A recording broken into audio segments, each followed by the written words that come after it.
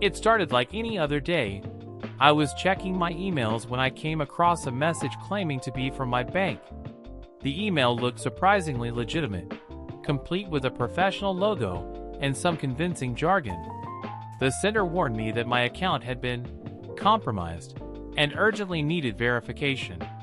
It even included a link where I was supposed to log in and resolve the issue. Now, I've heard all the stories about phishing scams, so I knew right away this was a trap. But instead of ignoring it or deleting the email, I decided to have a little fun. After all, if they were wasting my time, why not waste theirs? First, I clicked the link to see what kind of official website they had created. It was laughable. Sure, it had my bank's colors and branding, but the URL was a mess, filled with random numbers and letters. Anyone paying attention would spot it immediately. But here's where it gets interesting. I decided to play along. I pretended to be the perfect victim. I entered a fake name, address, and phone number into their little form.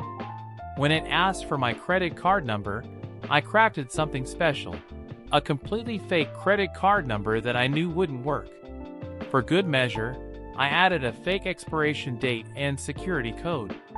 Now, the best part was the next step. I set the card number to redirect them to my local police department's non-emergency hotline.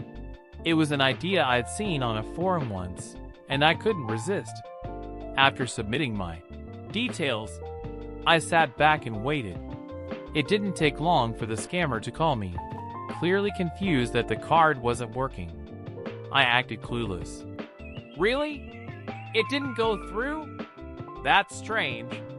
Are you sure you entered it correctly? I asked, feigning concern. Let me double-check the number for you. I repeated the fake card details, deliberately stalling and adding unnecessary pauses. I could hear the frustration building on the other end of the line. Then, as if on cue, I casually mentioned, "Oh, by the way, my bank has an automatic fraud prevention system. If someone tries to misuse my card, they'll be redirected to law enforcement." Weird, huh? There was silence on the line. Then came a hasty click as the scammer hung up. The cherry on top? A few days later, I got a call from the local police. They thanked me for inadvertently giving them a lead.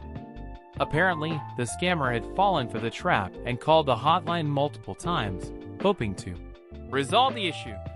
The police were now tracking them down. Did I stop a major crime ring? Probably not. But the satisfaction of knowing I'd outsmarted a scammer and wasted their time instead of mine was worth every second.